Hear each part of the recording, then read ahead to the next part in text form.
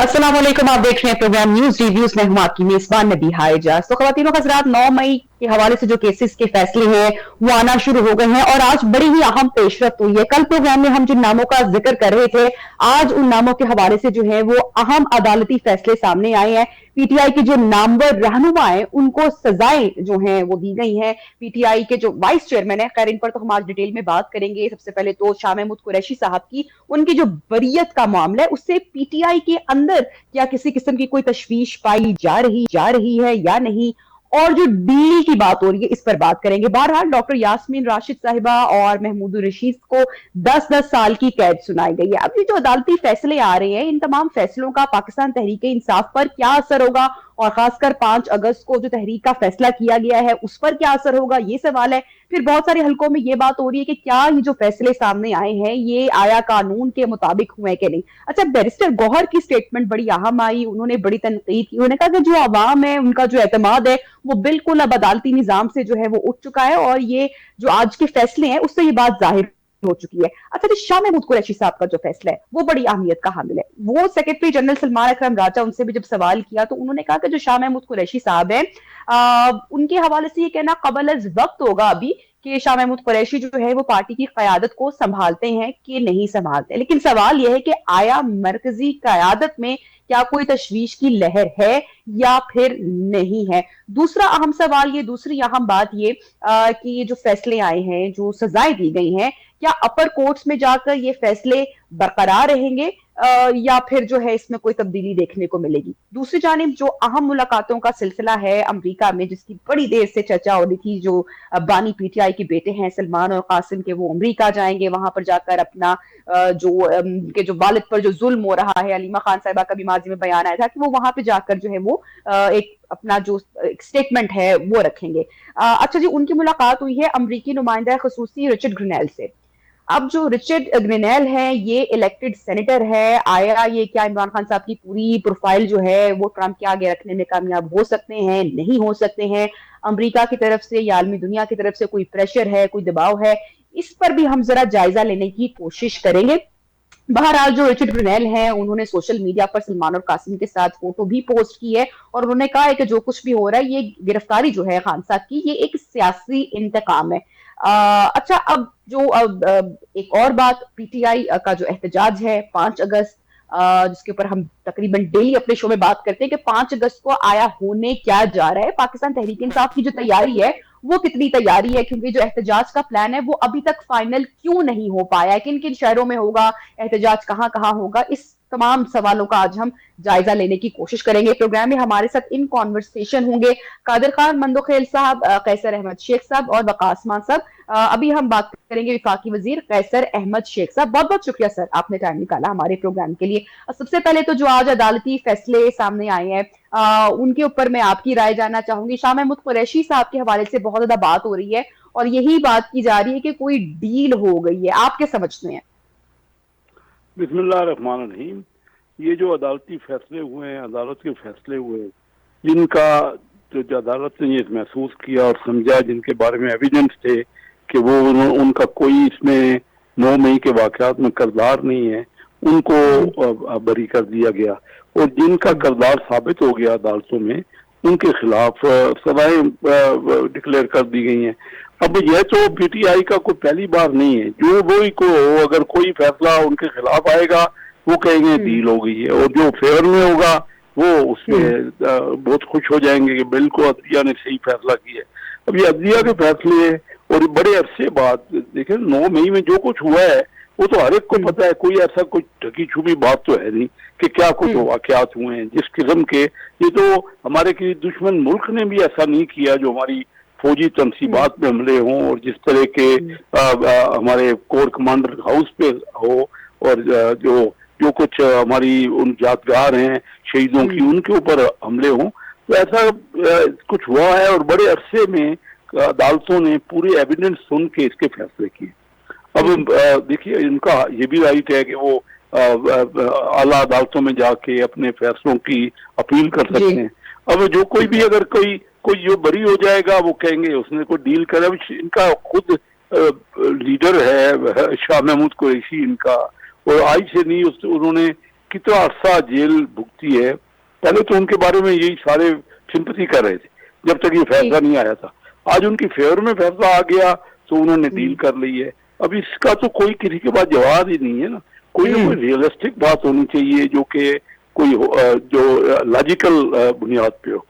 मैं ये जानना चाह रही हूँ कि जिस तरह से 5 अगस्त को पाकिस्तान तहरीक इंसाफ की जानिब से तहरीक की जो एक कॉल है बानी पीटीआई की जानिब से, ये जो अदालती फैसले आए हैं इनके टाइमिंग आप कितनी अहम समझते हैं कि ऐन तहरीक से पहले कुछ दिन पहले फैसले आना और अहम फैसले आना, अहम शख्सियात के हवाले से फैसले आना, आप समझते हैं कि हुकूमत के अंदर भी कोई तशवीश की लहर है, कोई खौफ है, कोई डर है? और ये टाइमिंग कितनी आप इंपॉर्टेंट समझते हैं तहरीक से पहले अदालत के अहकामात आना के जो कुछ भी 9 मई को हुआ वो सब सजाएं दी गई हैं उसमें?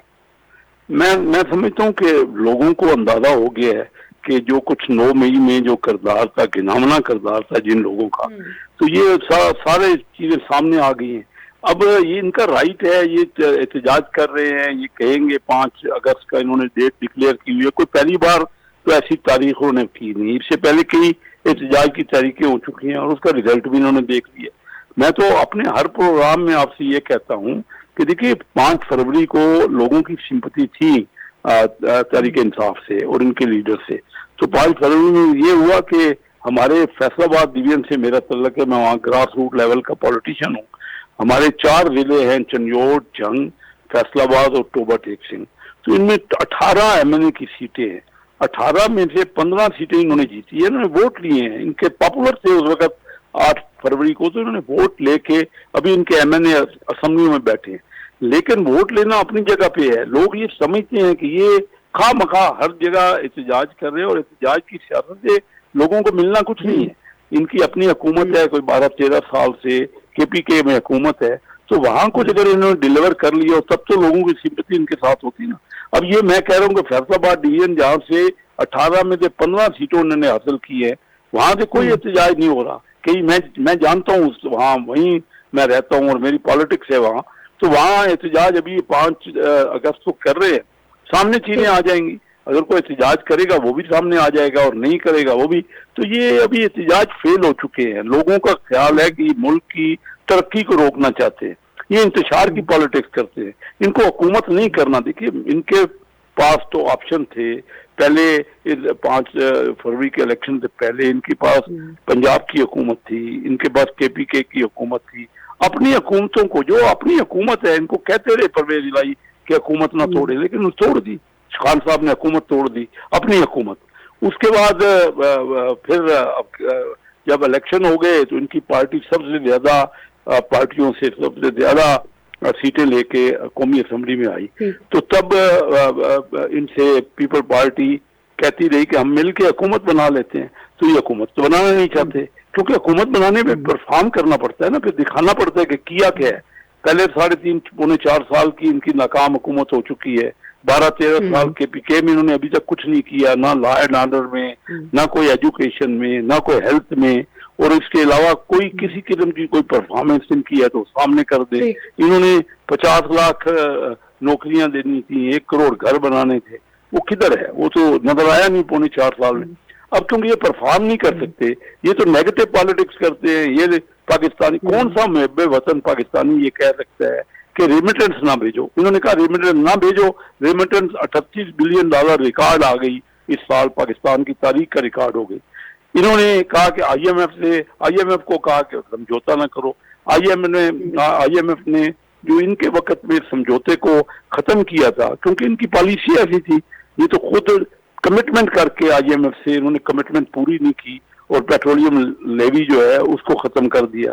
तो आईएमएफ इनसे नाराज हो गई। बड़ी मुश्किल से हम, पाकिस्तान डिफॉल्ट हो रहा था तो हमने उनको आईएमएफ से उनकी काफी गुजारिश करके हमने आईएमएफ से दोबारा रिस्टोर किया है और आईएमएफ के साथ समझौता किया है। तो देखिए मुल्क को चलाने के लिए सिर्फ ये नहीं है कि शोर किया जाए और एहतजाज किया जाए और तहरीकें चलाई जाए, मुल्क को भी चलाना एक अब अलग एक शोबा है। तो अब बताइए क्या रिजल्ट दिया KPK में कोई रिजल्ट है तो ठीक है, हमने फैसल अहमद शेख सुनवाएं कि साहब, हमने ये आप किया आप हमारे साथ ही तो मौजूद रहिएगा। कादिर खान मंदोखेल साहब ने हमें ज्वाइन किया, मैं उनकी जानिब से जरा उनका भी जो वर्डिक्ट है वो भी मैं जानना चाहूंगी। बहुत बहुत शुक्रिया कादिर साहब, आपने हमें वक्त निकाला प्रोग्राम के लिए। अच्छा, अब ये अब जो भी आईनी फैसले, अहम अदालती फैसले आए, एक तो इनकी टाइमिंग बड़ी इंपॉर्टेंट है, 5 अगस्त की तहरीक के हवाले से बड़े बड़े नाम जो है उनको भी सजाएं दी गई हैं, शाह महमूद कुरैशी साहब की जो बरियत का मामला है। अच्छा, आप इन तमाम फैसलों को किस तरह से देखते हैं, इनकी आईनी हैसियत के हवाले से? और अगर मुस्तकबिल में जाके, क्योंकि अपील की तो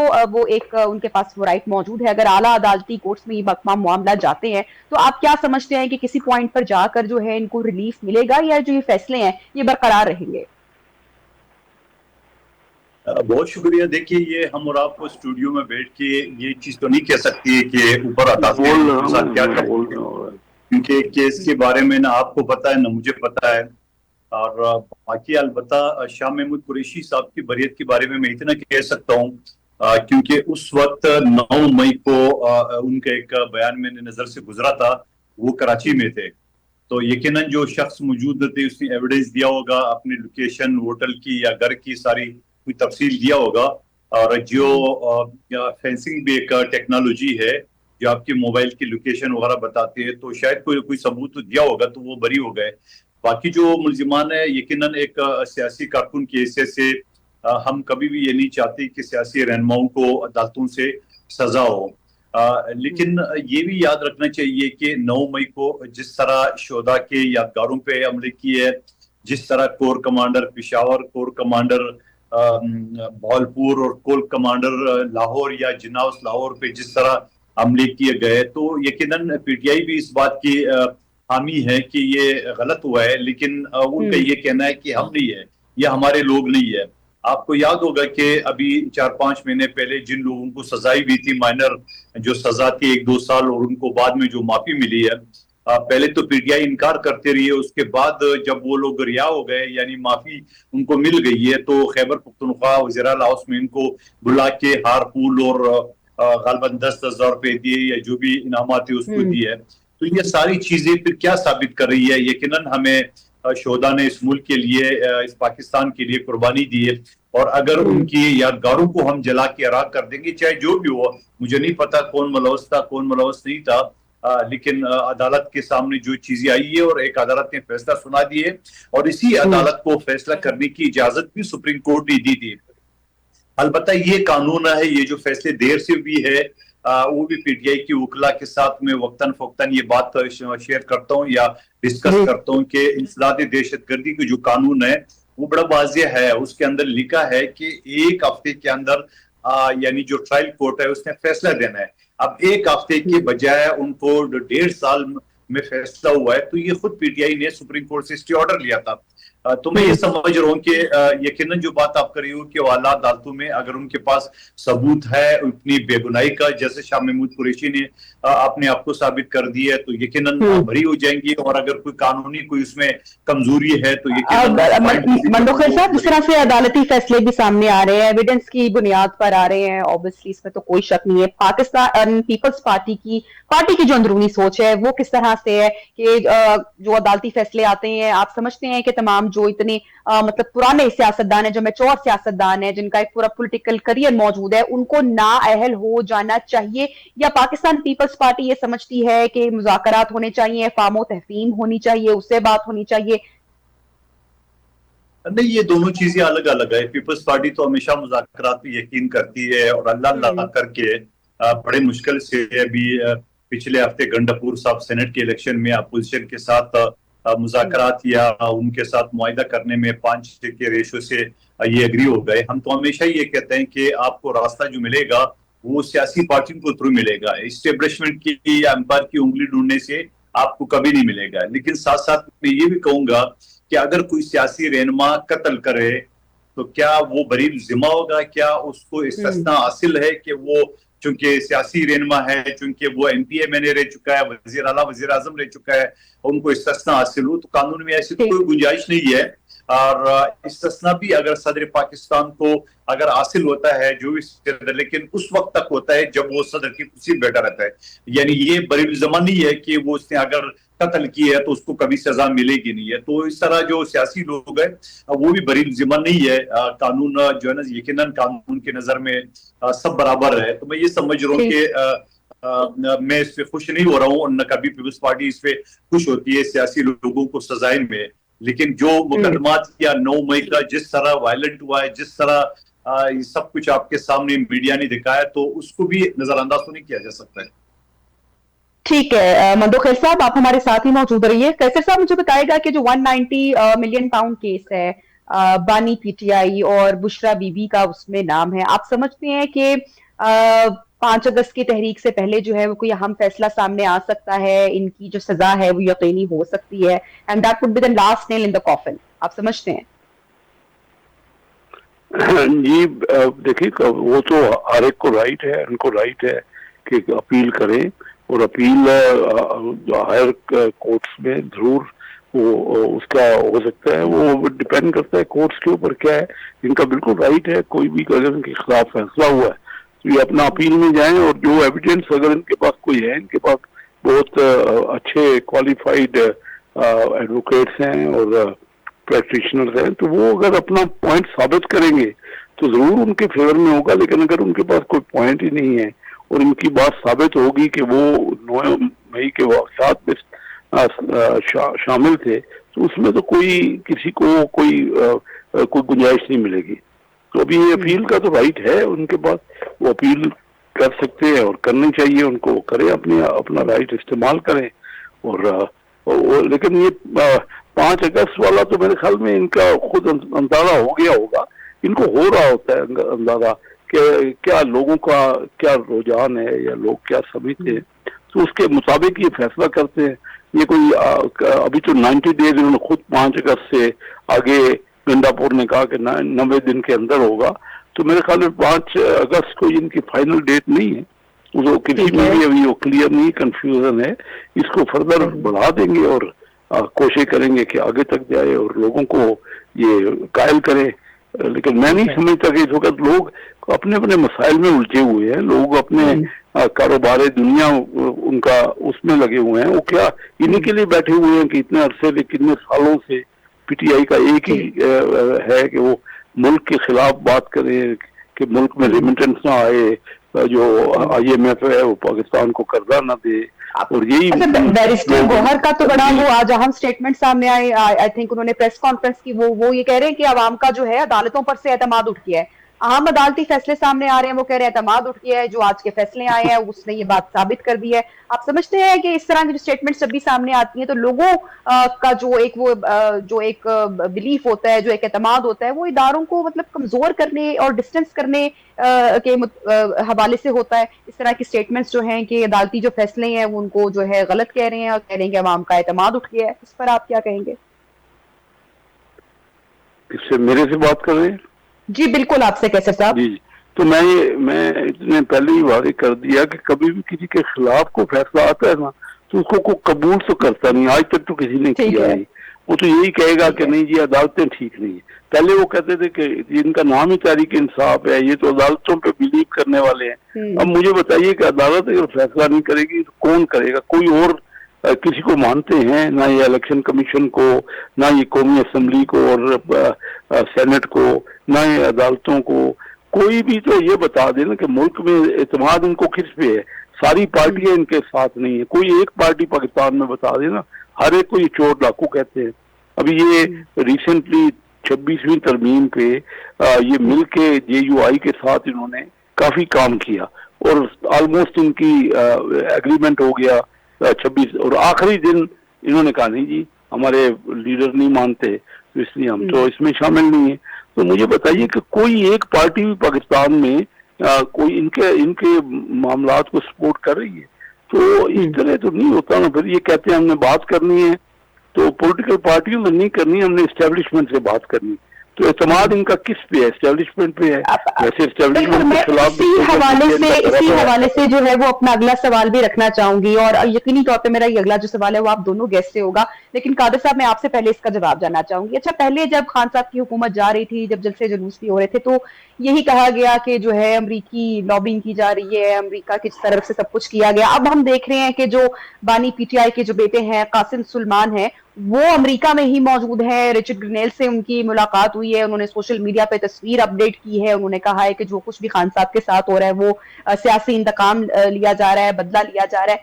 ये जो आप पूरी सूरत हाल इस वक्त देख रहे हैं, ये सिर्फ आप समझते हैं कि क्या ये हुकूमत पर दबाव डालने का एक टैक्टिक है, एक हिकमत अमली है, या वाकई ही कासिम और सुलेमान का अमेरिका जाना, अपने वालिद का केस वहां पे रखना, कोई बेहतरी की तवक्को, कोई उम्मीद है?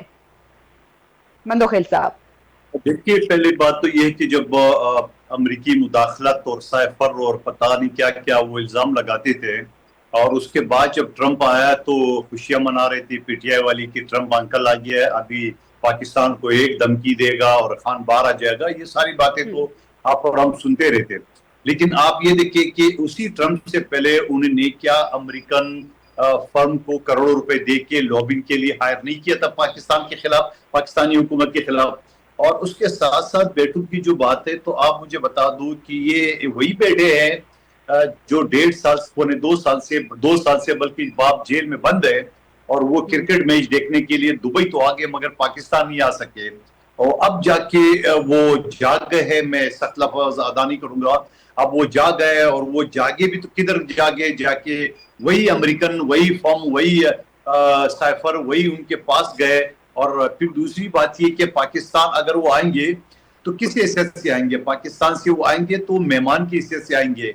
पाकिस्तान के पास पाकिस्तान में आएंगे तो ब्रिटिश नेशनल की हैसियत से आएंगे, विजिट वीजा लेके आएंगे, और यहाँ तो वो अपने बाप से जरूर मुलाकात कर सकते हैं या अपने स्टे कर सकते हैं, मगर वो तहरीक तो नहीं चला सकेंगे, क्योंकि गैर मुल्की को यहाँ तो इजाजत नहीं है, किसी मुल्क में गैर मुल्की को इजाजत नहीं है कि वो एहतजाज करे। और इसी तरह 9 मई की तरह जो वाकयात तो मैं ये समझ रहा हूँ कि ठीक है, जारी बातें, जो बातें उन्होंने अमेरिका को गालियां दे रहे थे, आज वो खुद साबित करे अपने अमल से।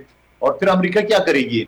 अमेरिका क्या करेगी? पाकिस्तान के अंदर अगर शोहदा के यादगारों को जला के राख कर दिए, यहाँ फौज के अंदर बगावत करने की जो प्लान बना है, यहाँ जाके बाप बेटे को, माँ बेटी को आपस में जो लड़ा है, फौज के अंदर जो बगावत करने की जनरल फैज के साथ मिलकर उन्होंने की है, तो ये सारी चीजें कहाँ जाएंगी? तो ये सारी चीजें तो भूला नहीं जा सकते, और इस पे अमेरिका क्या करेगी? और फिर दूसरी बात है कि जब अमेरिका के सदर ट्रंप ने फील्ड मार्शल आसिम मुनीर को बुलाया है, तो फिर मेरे ख्याल में ये सारी चीजें तो खत्म होनी चाहिए। उसके बाद क्या दौरे कर रहे हैं अमेरिका का? अगर अमेरिका को इतनी वहां पे यहाँ खदशात की इतनी हमारी फौज से नफरत होती तो फौज के सरबराह को क्यों बुलाया? और तो ये सारी चीजें तो आपके सामने है। लेकिन ठीक है, वो कोशिश कर रहे हैं, वो लॉबिंग फर्म को जो करोड़ों रुपए दिए वो कोई ना कोई असर तो देंगे, इधर तस्वीर के, उधर तस्वीर के। ये तस्वीरों से, मुलाकातों से न तो पाकिस्तान दबेगा, न पाकिस्तान की शुदा की यादगारों। लेकिन मंदोखेल साहब, ये जो एक जो कुछ फैक्ट्स भी आप कह लें, इसको राय समझ लें कि जैसे नवाज शरीफ साहब की हम बात करते हैं माजी में, तो यही इतलात हैं या यही हम तमाम लोग जानते हैं कि उनके अमेरिका में ताल्लुकात हैं। ट्रंप इंतजामिया से नहीं है, लेकिन एक लॉबी है, एक सिस्टम है।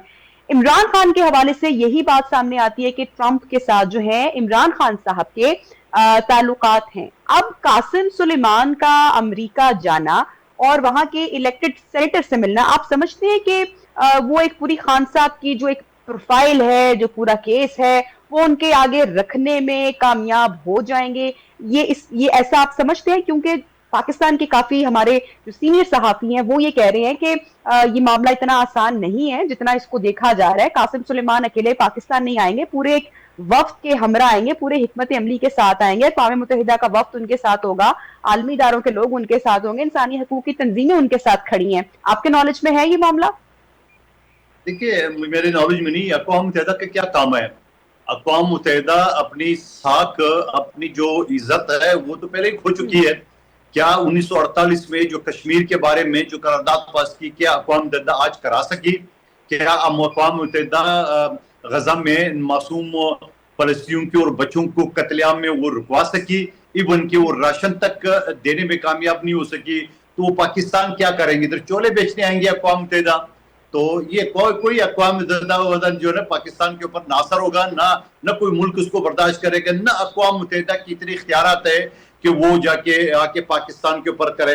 बाकी इंसानी हुकूक की जो तंजीमें हैं यकीनन वो भी अपनी तरफ से इस तरफ तो नहीं आ सकते कि पाकिस्तान के ऊपर यलगार करके हाँ अपनी रिपोर्टें वो दे सकती है। कोई इंसानी हुकूक की पामाली हो रहे तो जरूर उसके ऊपर वो बात कर सकते हैं, उनका पेशा यही है, उनका काम यही है, या पाकिस्तान के अंदर जो इंसानी हुकूक की तंजीमें हैं ये तो उनका हक है। लेकिन इस तरह जो आप फरमा रही है कि अक़वाम मुत्तहिदा वाले आएंगे, ये आएंगे, तो ये सारी खाम ख्याली है। आप समझते हैं कि सिर्फ हुकूमत को एक टेंशन देने की स्ट्रेटजी ठीक है, ये वही ट्रंप है जो इमरान खान साहब मिले थे और वापस जब पाकिस्तान है तो जैसा कोई हज से आ रहा है, हार फूल पहना रहे, बड़ी कामयाबी, और फिर 10 दिन बाद वो आर्टिकल 35 और 370 जो इंडिया ने लगा के और कश्मीर को अड़प कर दिया है, ये वही ट्रंप की दोस्ती बता रहे हो आप। जो ट्रंप की दोस्ती का हालत तो हमने देख लिया है ना, तो अब कौन सा ट्रंप क्या करेगा, अब उसकी दोस्ती क्या करेगा। और फिर ट्रंप ने दोबारा मैं कहूंगा कि अगर ट्रंप ने इमरान खान को करना है तो आर्मी चीफ को इतने प्रोटोकॉल देके न मुलाकात करते 2 घंटे, ये भी आपकी नजर में होनी चाहिए। ठीक है, मदोखिल साहब साथ ही रहेगा। फैसल अहमद शेख साहब फरमाइएगा कि राना सनाउल्लाह ने बार बार ये स्टेटमेंट दी है, वो ये कह रहे हैं कि कासिम और सलमान अगर पाकिस्तान आते हैं तो वो डेफिनेटली गिरफ्तार होंगे, उनकी गिरफ्तारी अमल में लाई जानी चाहिए। आखिर उनको भी पता चलना चाहिए कि उनको जो है वो उनके जो वालिद हैं वो सियासत में हैं, जेल में हैं, और कासिम और सलमान को भी सियासी वर्कर बनना चाहिए। तो आप क्या इस पर कमेंट करेंगे? ये आखिरी फैसला है कि उनकी गिरफ्तारी अमल में लाई जाएगी, हतमी फैसला है, लेकिन उनको गिरफ्तार किस इल्जाम में किया जाएगा, किस केस में किया जाएगा? नहीं, मैं समझता हूँ उनको गिरफ्तार नहीं किया जाएगा। पाकिस्तान में कानून की अमलदारी है, और अगर वो कासिम और सलमान या पाकिस्तान में आते हैं और अपने बाप को, वालिद को मिलने के लिए जाते हैं जेल में, तो किसी किस्म का कोई ऐसी कानूनी नहीं है को खिलाफ वर्जी कर रहे, वो आए पाकिस्तान में, आके मिले अपने वालिद को। किसी किस्म का उसमें कोई, मैं नहीं समझता कि कोई ऐसी बात होगी कि जिसपे उनको गिरफ्तार, ये क्यों खामखा ये पैनिक में है। अगर आए, आज से पहले भी वो आ सकते थे, इतना अरसा हो गया, वो जरूर आए पाकिस्तान अगर आना चाहते हैं तो। और पहले वो अमेरिका जा रहे हैं, अपनी लॉबी कर रहे हैं, वो भी वो कर रहे हैं, उनको कोई किसी ने रोका नहीं है वो तो। बाकी ये कहना, देखिए अमेरिका के प्रेसिडेंट ट्रंप के 20 जनवरी के हलफ लेने से पहले यही ख्याल था ना कि जब वो हलफ ले लेंगे फौरी तौर पे ये डानी जो है वो बाहर आ जाएंगे जेल से। लेकिन हुआ क्या है? हुआ तो उसके रिवर्स। वो तो मिल रहे हैं फील्ड मार्शल आसिम मुनीर साहब से मिल रहे हैं। आप अंदाजा कर लीजिए कि ये हालात, ये देखना इनकी खुशफहमी है और होनी चाहिए, कोई हर्ज नहीं है। जो अगर कोई क्योंकि वो समझ रहे हैं कि शायद पाकिस्तान के मामला पाकिस्तान में ही हल हो सकते हैं, पाकिस्तान की अदालतें, पाकिस्तान की सियासी पार्टियां, इन्हीं से बातचीत करनी पड़ेगी और यहीं जाके उनके, और वही बेहतर तरीका है। वो अपने आप को ज्यादा तकलीफ में डाल रहे हैं। अगर वो बैठे बात करें, मैं और हमारे लीडर्स कितनी बार उनसे कह चुके हैं कि अगर कोई उनका मामला है तो हम उनके साथ बैठने को तैयार है। सियासी तौर पे बैठे सियासी पार्टी है, लेकिन वो कहते हैं कि हम चोर डाकुओं के साथ बैठेंगे। आप इस चीज को बिल्कुल डिनाई करते हैं। कादिर मंदोखिल साहब का बड़ा क्लियर स्टेटमेंट था, बड़ा क्लियर वर्डिक्ट था, कह रहे हैं ऐसा कुछ नहीं हो रहा है, कोई पाकिस्तान नहीं आ रहा है, सिर्फ हुकूमत को टेंशन देने की बात है। आप भी इस बात को डिनाई करते हैं, क्योंकि खबर यही पहुंच रही है कुछ सहाफियों की जानिब से भी है, जो अंदरूनी इतलात हैं कि जो अमेरिकन लॉबीज हैं वो इदारों को और खान साहब को करीब लाने के लिए एक्टिव है। आप इस खबर पर, या आप इस जो भी मालूमात सामने आई हैं, आपका भी इस पे यकीन है, नहीं है? आप समझते हैं कि ऐसा कुछ नहीं हो रहा? नहीं, वो लॉबी कर रहे हैं वहाँ पे अमेरिका में, लॉबी बाकायदा लॉबीइस्ट उन्होंने एंगेज किया हुआ है। तो लॉबी फायदा होगा उसका, फायदा होगा, फायदा होता हुआ देख रहे हैं आप उसका फिर लॉबी का? ये मैं समझ रहा हूँ कि इसका कोई उनको फायदा नहीं पहुंचेगा, उनको फायदा इससे पहुंचेगा। मैं ये देख रहा हूँ कि अगर वो यहाँ पॉलिटिकल पार्टी से सियासी तौर पे गुफ्तगू करें और डायलॉग करें तो ये, और अदालतों में अपने केसेस को सही तरह परसू करें, और अगर वो उनमें कोई उनकी कोई है, कोई पॉजिटिव पॉइंट है तो उसको उजागर करें, तो इससे उनको फायदा पहुंच सकता है। मैंने अपनी सियासी जिंदगी में और अपनी बिजनेस लाइफ में हमेशा ये देखा है कि जब आप अपोनेंट के साथ बैठते हैं ना, कोई डायलॉग करते हैं, तो कोई ना कोई पॉइंट आपका एग्री हो जाता है, होना पड़ता है, होता है। और कोई बेनिफिट होता है उससे, तो ये कुछ उम्मीद होती है। सियासी लोग हैं, सियासी तौर पे एक दूसरे से बातचीत करते, अगर वो इसी टसल में है, वो कहते हैं कि कोई बैरूनी ताकत या कोई अमेरिका पाकिस्तान को इसमें कोई फोर्स कर लेगा, तो ये उनकी खाम ख्याली है। वो अपने आप को नुकसान पहुंचा रहे हैं और अपनी मुश्किलात को में इजाफा कर रहे हैं। और ना ही मैं समझता हूँ कि कोई तहरीक चलाने के फेवर में है। इनको तो खासा हर किस्म का इनको मौका मिल रहा है और हर किस्म का इनके पास ऑप्शन है। और ये क्योंकि जिद्दबाजी में, मैंने तो पहले आपसे कहा, ये तो अपनी हुकूमतें तोड़ते चाहते। मुझे तो आज तक ये समझ नहीं आई है, इनसे किसी लीडर से पूछ ले कि इनकी स्ट्रेटेजी क्या है, ये चाहते क्या है। और ये अपनी हुकूमतें होती है वो तोड़ देते हैं, फिर इनकी हुकूमत बनने का होता है। हुकूमत अभी इनकी मेजॉरिटी, ज्यादातर मेजॉरिटी तो नहीं मिली थी, लेकिन अक्सरियत इनको सब अक्सरियत पार्टी थी और पीपल पार्टी। अब जैसे कि शाह महमूद कुरैशी साहब की बरी होने का जो मामला है, जो इतलात सामने आ रही है कि वो आएंगे, तो आप समझते हैं कि एक सीनियर सियासी, ऑब्वियसली एक मैच्योर सियासी पॉलिटिकल वो एक शख्सियत है, बासर शख्सियत है, आप समझते हैं कि अगर वो बाहर आते हैं खान साहब को किसी मामले पर कन्विंस कर सकेंगे, मुज़ाकरात के हवाले से, दीगर मामलात के हवाले से, आपको ऐसा होता हुआ दिखाई दे रहा है? मुझे दे रहा है, क्योंकि इनकी पोजीशन वीक हो रही है। ये जो करते हैं ना, ये एहतजाज कर रहे हैं, वो कामयाब नहीं हो रहे। और इवेंचुअली देखिए, मुज़ाकरात ही एक ऑप्शन होता है। हम इंडिया ने हमारे ऊपर हमला की है, हमारा बहुत ज्यादा दुश्मनी है इंडिया की, हमारा हमसे बड़ी दुश्मनी है। उसके बावजूद पाकिस्तान इस बात पर तैयार है कि हम कश्मीर के मामले में और पानी के मामले में बैठने को तैयार है। ठीक है ना? तो डायलॉग के अलावा दुनिया में और कोई चीज निकली नहीं है। मुझे नजर आ रहा है कि इनको जब ये अपनी पोजीशन वीक होते हुए, इनको तवक्को थी कि प्रेसिडेंट ट्रंप आएंगे तो शायद वो कर ले, लेकिन इनको खाम ख्याली थी। दुनिया की दूसरी हुकूमतें किसी रियासत को दबाव नहीं डाल सकती।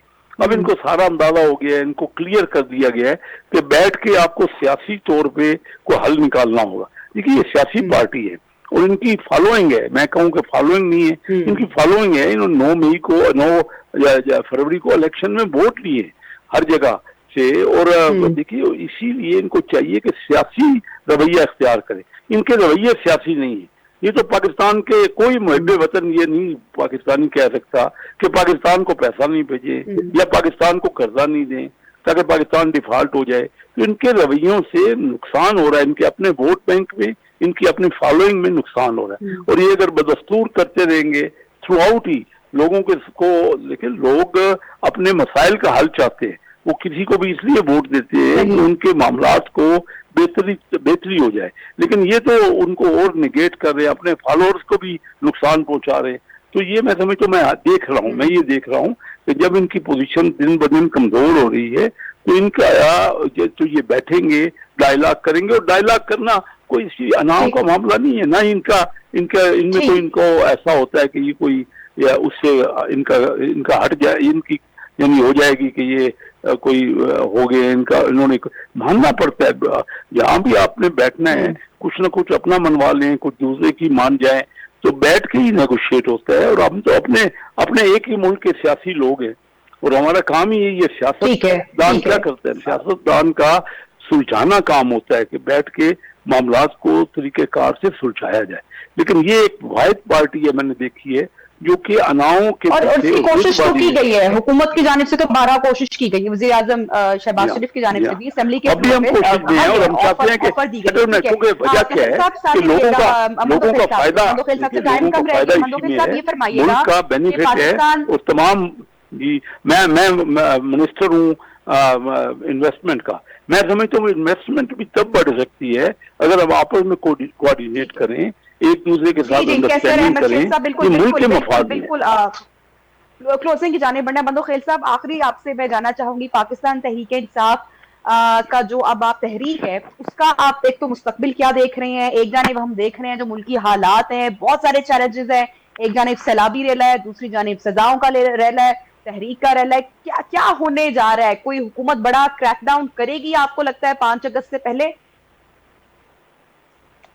मेरे ख्याल में हुकूमत को क्रैकडाउन की जरूरत नहीं पड़ेगी। उसकी वजह ये कि 6 महीने पहले पीटीआई ने छोटे ईद के बाद ग्रांड अपोजिशन बनानी थी मौलाना फजल रहमान साहब और महमूद खान अचकज़ई साहब की सरबराही में, और ईद के तीसरे दूसरे दिन उन्होंने जाके यलगार करना है फिर। अब वो गुजर गए 6 महीने, अल्लाह अल्लाह करके अलीमा बीबी ने का ऐलान किया है, तो अगले दिन जाके 3 दिन तक ये पीटीआई सोचती रही है। फिर अगले दिन मिर्जा अफरीदी साहब ने पिकनिक की दावत दी थी गंडापुर साहब को, वो वहां पे खाना खाने के लिए चले गए, तो जब देखा कुछ 600-800 लोग मौजूद है, मीडिया मौजूद है, तो उन्हें तहरीक का ऐलान कर दिया है। और तहरीक का ऐलान उन्होंने अलीमा बीबी के बजाय 3 महीने कर दिए। वही बराबर में करम राजा साहब जो सेक्रेटरी जनरल है वो बैठे हुए थे, वो उन्होंने कुछ नहीं बोला। अगले दिन बोला नहीं जी उसकी जाती सवाल है। तो फिर उसके बाद उन्होंने कहा कि इमरान खान के बेटे क़यादत करेंगे। पता चला वो भी गैर मुल्की है, वो तो पाकिस्तान की शहरी नहीं है। पता नहीं पाकिस्तान उसको वीजा देगा नहीं देगा, और देगा तो विजिटर के हिस्से से आएंगे। उसके बाद पता नहीं चल रहा है जो अदम एतमाद की तहरीक उसमें जो यहाँ 6-7 दड़े सामने आ गए। अब तो नया दड़ा भी पेशावर सदर के सरबराही में इरफान सलीम के सरबराही में आ गया। तो आप मुझे बताओ गंडापुर ने जो पीटीआई को वाले, गंडापुर वाले और ये सारे नून लीग को, जमीयत को और पीपल्स पार्टी को गालियां देते थे, ये घुटने टिकने पे क्यों मजबूर हो गए? कि उनको पता था कि यहाँ 6-7 ग्रुप है, 2 जो है ना वो सेनेटर भी निकाल सकते थे। तो सवाल ये कि तहरीक चलाएगा कौन, उसकी सरबराही कौन करेगा? तो ये दूर दूर तक नजर नहीं आ रहा है मुझे। ठीक है, बहुत बहुत शुक्रिया कादिर खान मंदोखेर साहब, रहनुमा पीपल्स पार्टी, हमारे साथ प्रोग्राम में इन कॉन्वर्सेशन थे। कैसर अहमद शेख साहब, विफाकी वजीर, बहुत बहुत शुक्रिया आप दोनों ने वक्त निकाला प्रोग्राम के लिए। अभी भी अहम अदालती फैसले जो हैं वो आना बाकी हैं, खासकर इमरान खान के हवाले से, बुशरा बीबी के हवाले से जो 19 काउंट का जो केस है, क्या कुछ हो सकता है 5 अगस्त की तहरीक से पहले? कासिम और सुलेमान का अमरीका जाना, वफ्द के हमरा पाकिस्तान आना, क्या हुकूमत के ऊपर मजीद प्रेशर डालेगा? और हुकूमत की क्या हिकमत अमली हो सकती है 5 अगस्त की तहरीक के हवाले से? ये वो तमाम सवालात हैं जिनके जवाब अभी भी जानना बाकी है। नाज़रीन, प्रोग्राम का वक्त खत्म हो रहा है, इंशाल्लाह आपसे कल मुलाकात होगी। अल्लाह हाफिज।